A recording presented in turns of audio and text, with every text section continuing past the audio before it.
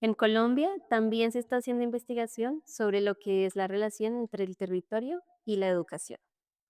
Tengo hoy a una invitada muy especial, Manuela Correa, que ha hecho una investigación muy importante en este ámbito. Hoy nos encontramos en este cálido e íntimo hogar, al lado del fuego y con la mejor compañía de una amistad de mucho tiempo. Bueno, Manuel, entonces cuéntanos cómo estás hoy, un poquito de ti y dónde nos encontramos hoy. Hola Pau, gracias por invitarme a este espacio y pues tenerte acá de visita al territorio donde estamos habitando. Estamos acá en San Francisco, Cundinamarca. Este es un municipio que está como a 2 horas de la capital del país, Bogotá. Bueno, eh, algo muy interesante o algo que nos llamó mucho la atención de este territorio es su clima, porque es un clima medio, ya que está en 2100 hasta 3000 metros sobre el nivel del mar. Encontramos como gran diversidad de pisos térmicos y este medio que estamos acá en esta casa estamos a 1800, entonces es un clima en que se da la yuca, pero también se da el plátano, también puede sembrar papa, entonces hay como una diversidad, ¿no? Y también hay unos días súper soleados en que tienes un calor y vamos directo del río, o hay días así súper fríos en que la neblina, porque es un bosque como muy nuboso, hay mucha nube, mucha agua, entonces se pone frío, poco sol. En ese territorio llueve mucho, entonces el agua abunda.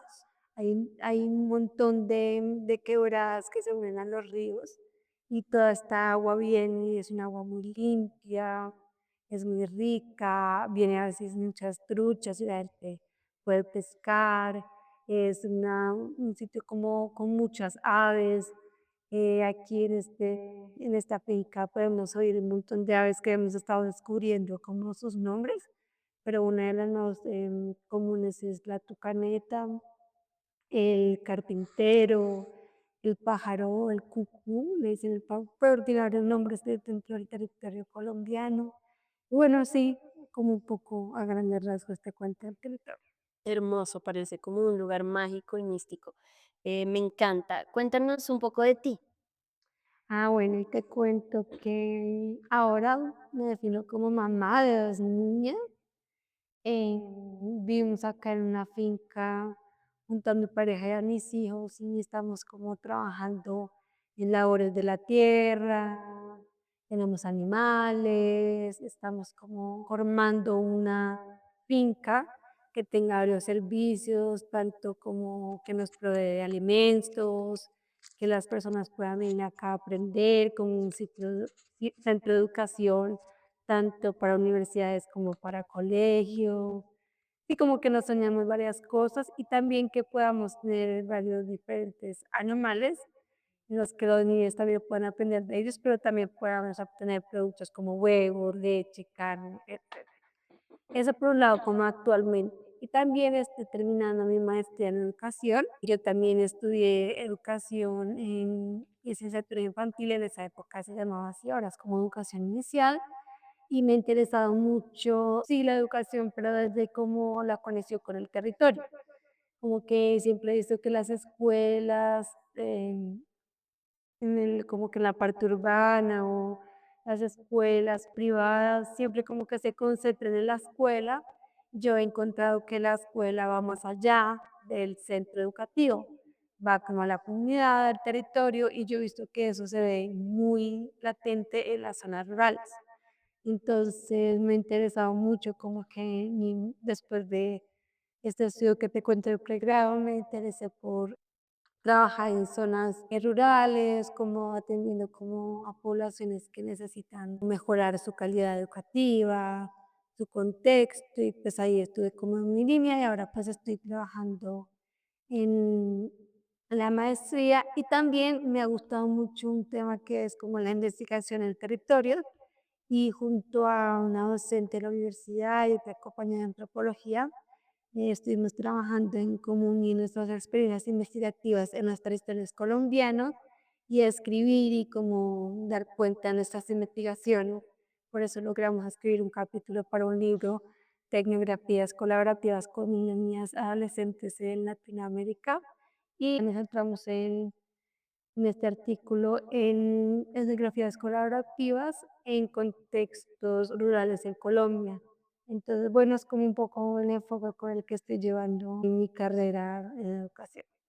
Me parece supremamente sincronizado a el interés de este podcast y con lo que nos acabas de contar nos das pies para mucha conversación a partir de ese momento. Tengámonos un poco en tus inicios, en tu infancia, es algo que es muy importante también para mí. Cuéntanos desde tu infancia cuál ha sido esa relación que tienes tú con el territorio y cómo se ha transformado.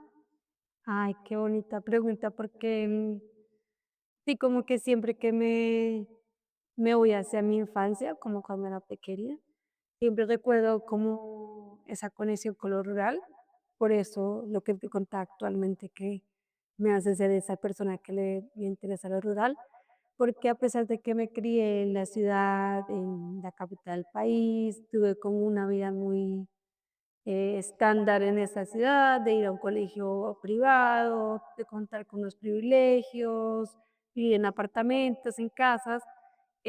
Siempre me conecté con otra parte del país, que son los llanos orientales, que formaron como, o fueron muy, una parte muy importante para mí, para mi familia. Entonces, sí, desde que recién nacida me llevaban a este lugar, era una finca que era como 8 o 9 horas de la capital, era una travesía llegar a ese lugar y para mí eso fue parte de mi territorio, ¿no? Entonces fue como esa parte de cómo me conecto con la naturaleza, yo ahí me crié casi que también porque íbamos mucho allá a las vacaciones, me daba cuenta que allá me despertó, allá como que aprendí a nadar, que me conecté con los caballos, con los animales. Mi hermano mayor siempre contaba una anécdota que siempre yo de chiquito cogía las cobijas y decía, bueno, me voy a ir a dormir con los marranos. Entonces siempre le daba muchas gracias que de los marranos y llamaba a los marranos. Pues como que bueno, eso es como una espera, como esa conexión mía con lo rural, es como esa conexión con esa finca que era en mitad de la nada, como a 9 horas, como les digo, no había luz, así como de verdad era nada con nada. Y hay una ruptura muy grande porque nunca pudimos tener como una despedida con esta finca, porque entraron los paramilitares en esa época. Yo recuerdo muy bien el día que vi unos paramilitares por primera vez en mi vida. Llegábamos en la noche, yo iba en el carro para a mis padres, preguntaron a dónde íbamos y fue como la primera vez que se me presentó la violencia, sí, del país en mi vida. Yo tenía por ahí 7 años y yo tengo súper claro ese recuerdo de esa noche, como de otros también hubo como una ruptura de esa parte rural. Y bueno, desde ahí como que me quedé esa inquietud, ¿no? Y toda mi formación, como esas preguntas y como ese anhelo también de trabajar en la educación, pero como hacia esa parte del país que a veces se desconoce o está muy lejana al centro del país que es Bogotá y como todas esas dinámicas que como que son una burbujita para un niño, ¿no? Wow, qué fuerte esa historia que nos cuentas de tu infancia. ¿Crees que siempre ha sido la misma relación que cuentas como de amor, porque dormías con los cerdos, de curiosidad? ¿Sigue siendo la misma relación o crees que se ha transformado de alguna forma? Ay, sí, igual, sí, muchas transformaciones, ¿no? Como que, pero como os digo, como que unos recuerdos súper bonitos de ese territorio, pero también como un miedo y también se va transformando, ¿no? Como que yo llego a los contextos rurales y en un principio como que llegar ahí y al territorio como que también lo tenía muy idílico, ¿no? Pero también cuando uno empieza como a vivir más ahí, no sé, de esa foránea, de esa persona que está afuera, te das cuenta que las dinámicas en el campo y en esos territorios del país son muy fuertes, ¿no? Que hay, digamos, un machismo supermercado, violencia, hay violencia de muchos tipos, ¿no? Tanto familiar como de conflicto hermano, que también vivir en la naturaleza no es fácil, lo que yo digo como en el contexto rural y más colombiano, hay mucha desigualdad, generar recursos en estos contextos no es fácil.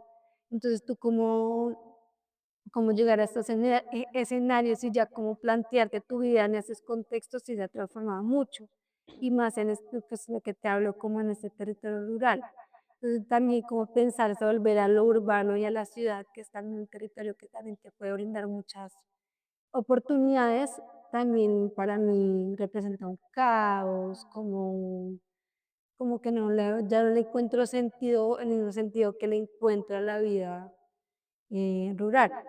Pero veo que también ofrece muchas oportunidades que la ruralidad también, sí, como que se pierde. Y yo siento que también estos territorios pues le falta mucho, ¿no? Siento que sí, que está la naturaleza, hay mucho por hacer, lo que te decía de que realmente te dan mucho, ¿no? Que alimento, que las plantas, pero también restringe mucho a ver como un panorama mucho más grande de la vida, de la cultura, de la educación, de lo que también necesitan los niños como cuando se van formando. Entonces, como también no olvidar entre esos dos mundos, aunque estoy yendo en el camino hacia este lado de la educación rural, de vivir en el campo, de vivir esta parte del territorio, veo que también esta parte de las ciudades nos brindaría mucho más a estos escenarios. Sí, entiendo perfectamente lo que nos cuentas, todo esto de las carencias que tiene cada territorio, pero también de sus virtudes. Y aquí creo que es muy pertinente que empecemos entonces a hablar de cómo conectas esta visión que tienes del territorio con tu visión de la relación entre el territorio y la educación.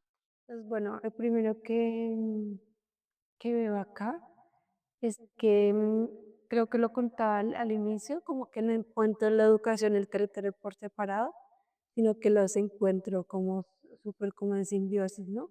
Entonces veo que las escuelas rurales necesitan como un poco replantearse en el país qué hacer con esas situaciones del territorio, ¿no? Entonces ya te contaba mi experiencia de investigación en Cariaco Bajo, en Nariño. Es una escuela primaria en un lugar muy cafetero, donde los niños tienen una conexión profunda con estos cultivos, saben criar los animales, saben matarlos, saben arreglarlos, bueno, saben un montón de cosas, ¿no? Son niños que están en un montón de conocimientos en su territorio, pero a veces esos conocimientos que han aprendido, ya sea hablando con sus abuelitos, con sus papás, imitando, observando, no son valorados en la escuela y como que no hacen parte de lo que deberíamos estar aprendiendo en las escuelas. Entonces, como que me preguntaba, bueno, ¿y qué va pasando con esa relación, no? Pues, por un lado, veíamos en la investigación o en la experiencia que ellos aprenden cosas muy valiosas en esa relación, desde el hogar, desde la familia, desde el tejido social, en el territorio, desde los cultivos, que, que no aparecen en la escuela. Entonces, ¿cómo empezar a vincular esos saberes con la escuela, no? Porque no nos podemos quedar por un lado que, bueno, que todo pase de forma muy espontánea en la comunidad, en el territorio, y pues la escuela como que ni se entera qué pasa, y en la escuela llegan los libros, y en la escuela tenemos que aprender esto porque así lo dicen los estándares o el currículo. Entonces, ¿cómo empezar a tejernos y a vincularnos y tal vez no romantizar esto de los saberes locales y decir que solo los niños deben aprender lo que pasa a su contexto? Porque recuerdo una clase en la maestría que un profesor como que nos invitaba a reflexionar sobre esto, ¿no? Y no solo quedarnos diciendo que, ay, que sobre la educación crítica y tal, es la que, la del territorio, la que se piensa los saberes locales, sino que también ir más allá y ver que los niños también necesitan aprender conocimientos externos, universales, y que también están abrir su perspectiva a otras cosas, ¿no? Entonces también me queda en eso, en que no solo quedarnos en esa, sino como tejer de los dos mundos para eso. Eso por un lado del territorio. Por otro lado, yo siento que hay como una gran fortaleza en estos territorios rurales, que es que tienen muy cercana a la naturaleza. Y realmente de la naturaleza se puedan aprender desde matemáticas, educación física, biología, hasta lenguaje, o sea, realmente todo se puede ir vinculando en los territorios y la naturaleza es una gran maestra para los niños y ellos cómo se conectan con ellas, con la naturaleza, observarla, realizar actividades. Un ejemplo muy grande es como las escuelas Bosque en Alemania. Los niños desde muy pequeños están interactuando con el bosque, están haciendo todas sus actividades allí. Y claro, como es un modelo europeo, como súper validado por la ciencia, pues funciona muy bien. Entonces, como convertir el territorio y la naturaleza como la materia prima La fuente en de la fuente, conocimiento. exacto, para que ellos también, aparte de los libros, porque no es invalidar tampoco el conocimiento de los libros y lo que han logrado los científicos, que también ha sido por la observación de la naturaleza. Por último, a lo que yo he visto es como, que me llama la atención, es como la educación integral, que es algo que me ha hecho reflexionar bastante en este tiempo, que es que yo veo que ha primado mucho esa parte cognitiva en los procesos educativos en las escuelas, ¿no? Entonces, como que nos preocupamos todos porque los niños aprendan tal, aprendan. Pero pues la vida no es solo aprender y conceptos, ¿no? Sino que yo he entendido que la vida es cómo nos sentimos, cómo nos movemos, qué estamos comiendo, cuáles son nuestros hábitos, cuáles son nuestras relaciones. Y creo que esto aplica tanto pues para cualquier territorio, ¿no? Donde nos encontremos. Creo que la educación también tiene que tener un foco más hacia algo mucho más holístico del ser humano y empezar a preocuparnos mucho también por la alimentación, es algo que también me ha interesado mucho, que tiene mucha conexión con la educación, como que creemos que alimentarnos bien es algo súper ajeno a cómo nos estamos educando. Y para mí, pues también un poco como hablando un poco desde la medicina, de la ciencia, cuando las personas se están alimentando bien, cuando las personas están llevando unos hábitos como acordes para sociedades, pues toda esta parte del proceso cognitivo y los procesos de enseñanza pueden estar desarrollándose mucho mejor. Y pues creo que es como el territorio nos puede también brindar eso. A qué hora nos despertamos, cuáles son nuestras actividades, qué alimentos nos da el territorio. Wow, me encanta eso que dices al final del alimento y el territorio y recuerdo varias experiencias de escuelas intentando y otras escuelas logrando tener su huerta y es algo que creo que ahorita tiene una gran acogida y que muchas escuelas y colegios están intentando replicar porque es algo que académicamente se promueve y se piensa que es algo importante, sin embargo, muchas escuelas caen en la moda de repetir estas prácticas que colegios con buenos resultados están realizando sin reconocer que el fondo es este, qué me ofrece mi territorio, cómo me conecto con este, cómo reconozco el poder que tiene la tierra, el agua, cómo puedo crecer los propios alimentos que yo puedo consumir y empezar a generar estos hábitos de alimentación y conciencia. Quedé con inquietudes de que me comentes un poco más sobre este proyecto de tu tesis, de este artículo que publicaron. Cuéntame, por ejemplo, cuáles fueron las limitaciones que encontraste en el camino y cuáles fueron esas oportunidades que fueron surgiendo. Bueno, te cuento por un lado que antes de entrar a la maestría publicamos el artículo que te contaba junto a una docente de la universidad y otra chica de antropología, porque nos interesa como reflexionar y como hablar de esto, ¿no? De lo que pasa en los territorios. Entonces, fue muy interesante porque empezamos a aprender sobre las administrativas colaborativas con niños, niñas, adolescentes, jóvenes, y nos dimos cuenta que esta metodología representa algo diferente al investigar, ¿no?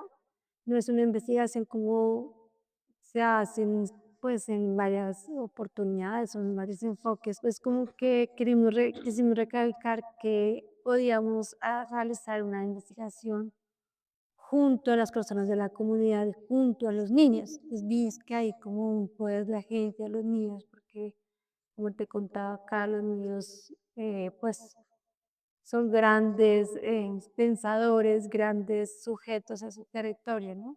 Y tienen como un poder de agencia bastante grande, toman decisiones, saben qué hacer, cómo hacerlo, saben defenderse, tienen habilidades en la vida, en el contexto rural que muchas personas, o yo por lo menos adulta que vengo de otro contexto, no las tengo y son súper necesarias para sobrevivir. Me contaba en una entrevista en que hablábamos un niño en un taller de fotos, un niño nos contaba, sí, yo sé cómo matar el cuy, porque en esta zona de Ñuble el cuy es un animal que siempre está en la casa, yo sé cómo matarla, lo cojo, lo pego en la cabeza, lo cocino y tal, ta, ta, ta. Y así lo explicaba súper prácticamente y súper a sobrevivir, ¿no? Es como, pues necesitamos comer el cuy, lo hacemos y ya. Entonces son como habilidades, son destrezas, son conocimientos. Y este enfoque metodológico de la investigación, la narrativa colaborativa, nos permite realizar esos procesos de investigación con ellos. Empezar a darle voz en la investigación, a empezar a entender sus relatos, a tomar decisiones entre todos, a decir, bueno, hubo un tema muy interesante que fue el volcán, porque es una zona en que se encuentran muchos volcanes, uno es el volcán Galera, y bueno, el volcán, bueno, en sí les preguntamos a los abuelitos y ellos iban diciendo, bueno, y esas preguntas, entonces no era una pregunta estructurada que fuimos creando los adultos en la casa, de qué vamos a preguntarles del volcán, sino que ellos como niños de su territorio algo sabían del volcán, pero ellos fueron creando, bueno, ¿qué vamos a saber? ¿Qué más les preguntamos? Y en esas conversaciones con los adultos que decían preguntarme, pues iban construyendo y produciendo conocimientos entre todos, ¿no? No era como algo muy lineal en que la pregunta, la respuesta y gracias al adulto mayor, sino que, ay, bueno, ¿y qué más pasaba? Y el otro le contaba y el niño le contaba la otra anécdota y se iban construyendo diálogos intergeneracionales en que todos aportaban y todos construían y claro, hay una sabiduría ancestral y una sabiduría local de lo mayor, pero también hay algo como esa curiosidad y también hay algo de presente de los niños y también hay muchas memorias de ellos y que todo se va construyendo.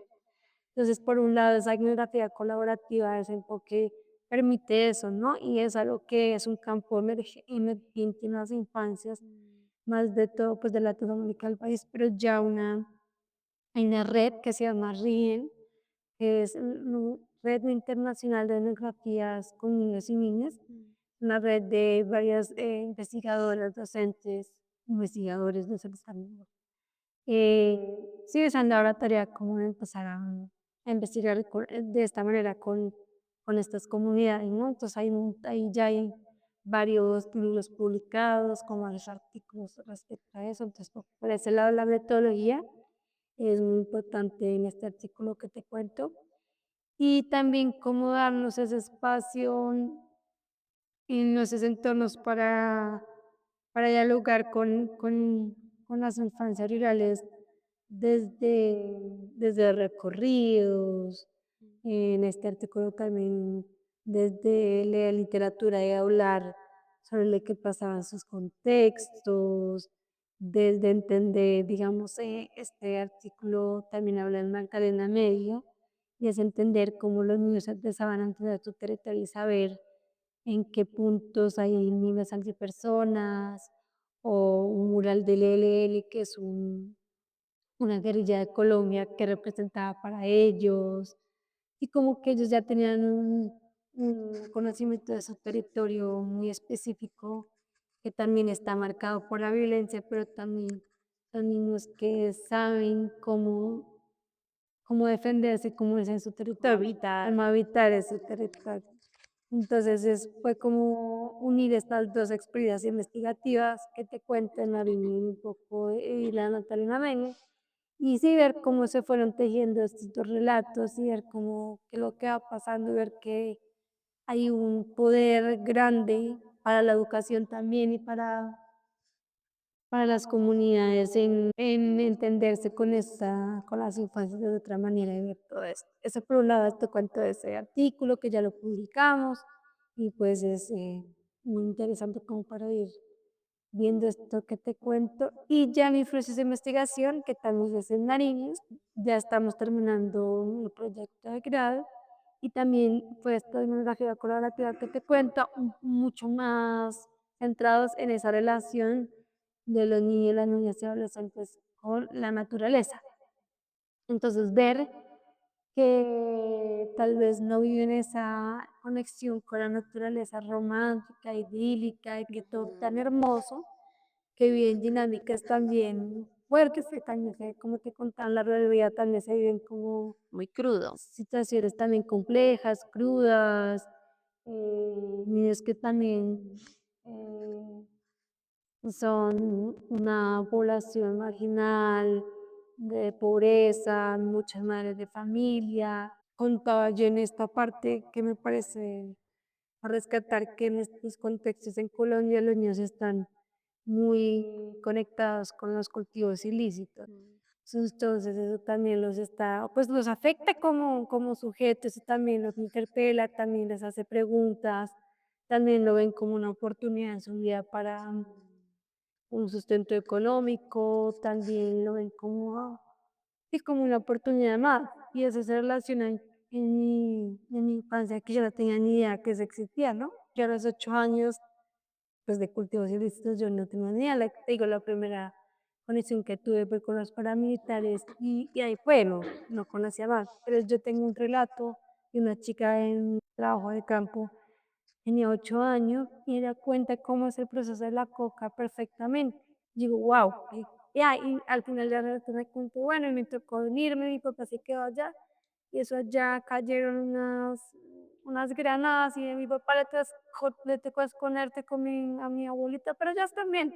Y así, en un descanso, me lo contó comiendo un helado, Como su vida normal. muy normalizada, como en Colombia, en los contextos rurales, los cultivos ilícitos y la violencia se vuelve algo cotidiano que para mí a los 8 años, pues era Otro contexto. otro contexto y era para mí nuevo. Entonces, es ver eso, ¿no? Como esa relación con la naturaleza, ver que, reafirmar que los chicos saben mucho de la naturaleza, saben cómo defenderse en esos escenarios y que esos diálogos intergeneracionales y todo lo que se va también como en el campo, ver que no todos los discursos son de las escuela del maestro, sino que de todos podemos aprender mucho y construir y es muy valioso para la educación.